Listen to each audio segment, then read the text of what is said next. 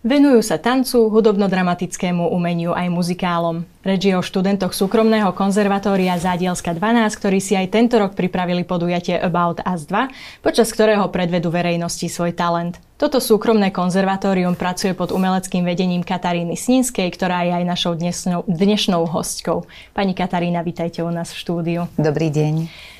Mohli by sme si hneď na začiatok teda povedať niečo o tom podujatí About Us 2? Áno, dobrý deň, ďakujem veľmi pekne za pozvanie. Toto predstavenie About Us 2 je už vlastne pokračovaním niekoľkých ročníkov podobných predstavení. Ide o spoločné tanečno-spevácko-herecké predstavenie študentov nášho konzervatória v odboroch tanec, hudobno-dramatické umenie a muzikál. Ale toto predstavenie je špecifické tým, že väčšinou sú našimi partnermi na javisku naše partnerské školy s programov Erasmus+. Už 3 roky je to naša partnerská škola Codarts Lyceum z Rotterdamu a tento ročník About Us je špecifický tým, že sme chceli dať možnosť aj slovenským základným umeleckým školám, aby sa prezentovali spolu s nami a práve so študentmi Codarts Lycea z Rotterdamu na jednom javisku v tomto krásnom priestore Kultúrparku. Tak sme pozvali vlastne 5 základných umeleckých škôl, ktoré takisto budú prezentovať svoju prácu. Čiže ide o veľmi krásne, pestré, kultúrne podujatie, ktoré prinesie možno, že veľa krásnych chvíľ pre rôzny vek divácky, pre od detí po dospelých. Takže my sa na ňo strašne tešíme každý rok. A ako dlho sa napríklad pripravujú vlastne študenti na celé toto podujatie? Ja verím v to, že to môže byť náročné, ale aký čas im to zaberie?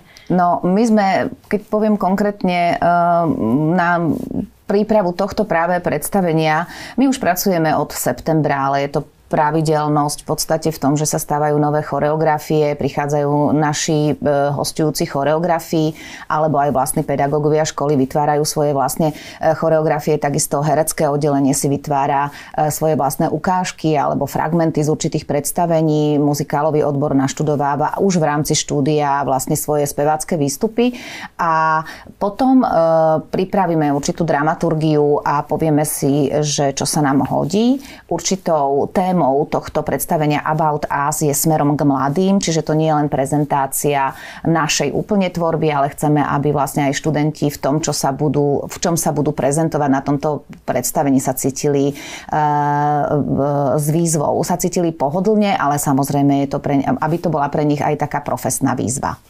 Spomínali sme teda, že tam budú odprezentované teda tie úspešné projekty Erasmus+. Odkedy sa vaša škola zapája do takýchto programov? Som veľmi rada, že môžem povedať, že sme zaradení v projekte Erasmus+ už od roku 2018.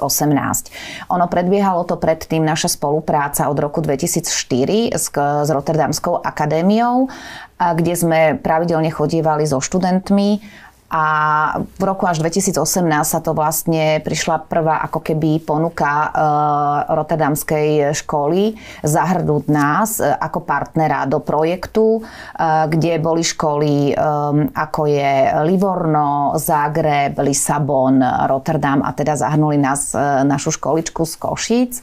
A od tohto roku pokračujeme vlastne v úspešných projektoch. Čiže po skončení prvého projektu Erasmus Plus v roku 2020 s týmito školami sme sa opäť s rovnakou školou z Codarts Lyceum Rotterdam zaradili do ďalších programov. A to bolo vlastne so školami z Cannes, Madrid, Lisabon, Rotterdam a opäť SKK Košice, čiže súkromné konzervatórium Zádielska. No a veľmi veľkou radosťou nám bolo, keď nám minulý rok 2023 schválili náš vlastný prvý koordinátorský projekt, čiže je to projekt, kde nie sme partnermi, ale práve si koordinujeme ten projekt my sami. Tu sme boli doslova úspešní aj v tom, že tento projekt získal veľmi vysoké ohodnotenie v rámci hodnotenia Erasmus+. A podarilo sa nám získať vlastne možnosť profesionálne sa vzdelávať a získavať nové skúsenosti pre 30 študentov. pre 30 študentov, ktorí sa vlastne už môžu zúčastniť v 5 hostiteľských organizáciách alebo školách. Máme teraz za sebou práve návštevu v Codarts Lyceum v Rotterdame.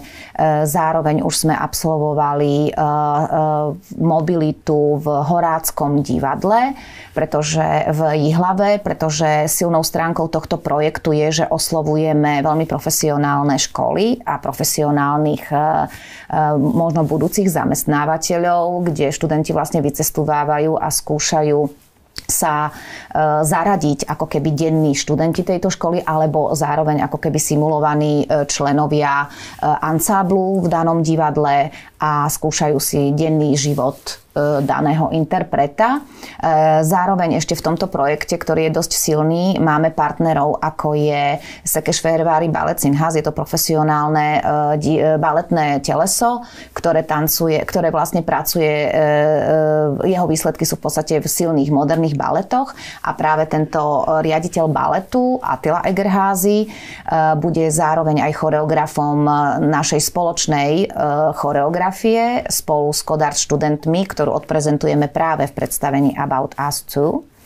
A ešte ďalšími partnermi sú Budapešťanská škola Vysokák, Budapešť Contemporary Dance School a zároveň sme mysleli na zaradenie partnerov, ako je ešte aj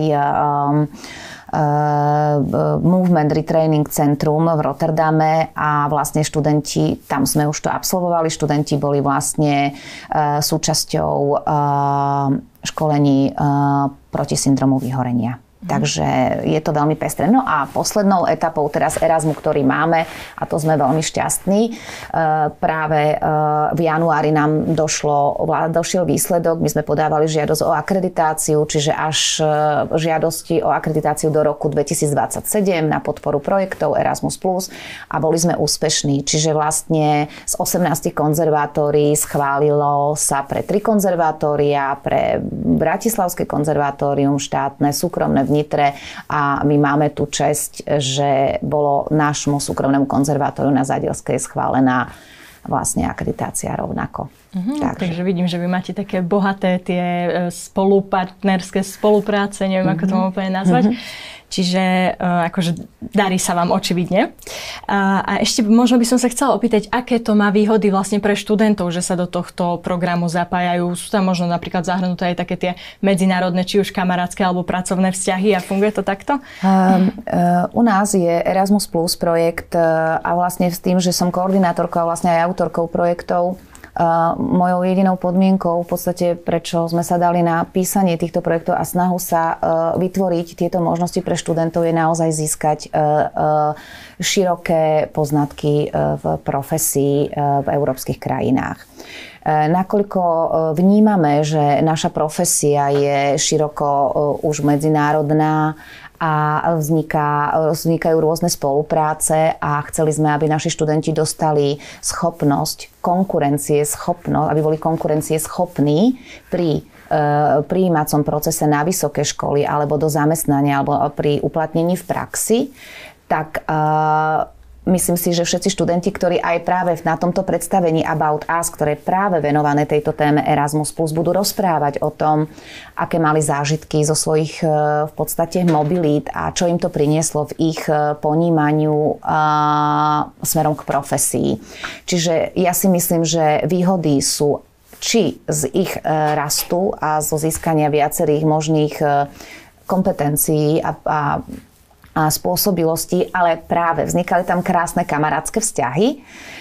My zažívame strašne veľa, pretože náš deň, keď aj chodíme niekde na mobility, ako sme boli v Rotterdame, tak my to využívame aj na návštevu rôznych múzeí. Pridávajú sa k nám študenti týchto škôl, alebo teraz sme mali krásny program v Rotterdame, kde sme mali spoločné predstavenie. Za 3 dní sme museli urobiť choreografie, 3 choreografie a stancovali sme spolu práve so študentmi na jednom javisku v jednej choreografii z Cannes, z Madridu, z Lisabonu, z Rotterdamu a naši košickí študenti. Takže je tam kopa priateľstiev, kopa možností a praxe. Myslím si, že tak veľmi málo skromne, nechcem byť skromná, myslím si, že práve tento aj projekt, ktorý prebieha 23-25, je úplne ukážkou toho, čo by som prijala viacerým študentom, aby zažívali takéto chvíle.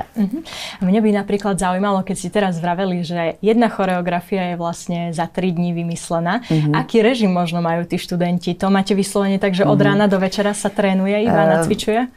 No, príprava k choreografii, čo sa týka rôznych predstavení v rámci celého roka je niekedy dlhšia a práve preto na Erasme vysielame na Mobility, vysielame väčšinou skúsenejších študentov, a ktorí sú schopní, ktorí majú veľmi silnú pohybovú pamäť, ktorí v podstate vedia plynulo rozprávať anglicky, pretože práve naša reč momentálne na mobilitách je väčšinou v angličtine. A je tam ten celý deň pozostáva z toho, že my začíname okolo tej 8:30 ráno a končíme večer okolo 6 až 8. Ak máme niečo nacvičiť, áno. Takže sú to intenzívne 3 dní, ale sa zároveň potom prebiehajú ešte okrem týchto 3 dní, my máme rôzne praktické tréningy, takže sme maximálne vyšťavení, ale oni potom, tí naši študenti prichádzajú s veľkými emóciami. A určite aj s veľkými skúsenosťami. A ešte možno, tak na záver by ma zaujímalo, možno nejakí absolventi vášho súkromného konzervatória, podarilo sa im niekde uplatniť? Áno, my práve, ak máme absolventov, tak čo sa týka muzikálu, väčšinou ich máme teda v českých divadlách, máme v Plzni, v Olomouci, máme takisto aj z činohry sú v Ostrave, v Prahe. Zároveň my sme mali dosť veľkú úspešnosť aj na Janačkovej akadémii muzických umení, ktorá je takisto, táto vysoká škola v Brne, je takisto naším partnerom v projekte Erasmus+. Tam vycestúvávame v decembri. A ďalšia uplatnenosť, čo sa týka tanečníkov, tak v ľudovom tanci sme mali Lučnica a Sľuk. Potom máme v modernom tanci väčšinou sme teda v Maďarsku práve u spomínaného Székesfehérvári Ballet Színház. Potom máme v Szeged Contemporary Dance Company Maďarsko. Zároveň študovali naši študenti aj na Kodarts, študovali v rôznych poľských školách. Ja neviem, teraz momentálne sú opäť v Maďarsku v inom súbore, sú niekde v Chorvátsku, v Slovinsku. Proste my máme študentov po celej Európe. Áno, čiže sú takí úspešní. A my sme malá škola, ale chcem povedať, že práve to je našou výhodou, že akokoľvek nemáme veľký počet študentov, ale vieme sa im vlastne venovať individuálne a ono už potom tie výsledky sú veľmi pekné. Super, tak ja vám, pani Katarína, ďakujem veľmi pekne za rozhovor. Držím teda vašim študentom palce, či už teda počas štúdia, alebo aj tu na predstavení teda About Us a snáď teda zožnú úspech na tom svojom vystúpení. Ďakujem veľmi pekne a ešte by som chcela urobiť teda tú pozvánku na About Us, ktoré veľmi sa tešíme, že budeme prezentovať nielen choreografie, teda tú spoločnú choreografiu v rámci projektu Erasmus+, ktorého autorom je Attila Egerházy, ale budeme sa prezentovať aj v rôznych choreografických ukážkach a takisto som veľmi vďačná práve pedagógom zo základných umeleckých škôl, ako je Revúca, Lendák, alebo súkromná základná umelecká škola Via Artos Humenného, alebo základná umelecká škola Michalovce, že práve títo mladí tanečníci budú našimi hostiami. A ďakujem aj vám veľmi pekne za tento priestor. Ďakujeme pekne. Ďakujem. Milí diváci, ak vás teda zaujíma toto vystúpenie žiakov súkromného konzervatória zo Zádielskej 12, tak neváhajte a príďte nás teda 22. februára o 18. hodine navštíviť. Ja vám prajem ešte pekný zvyšok dňa a vidíme sa na budúce.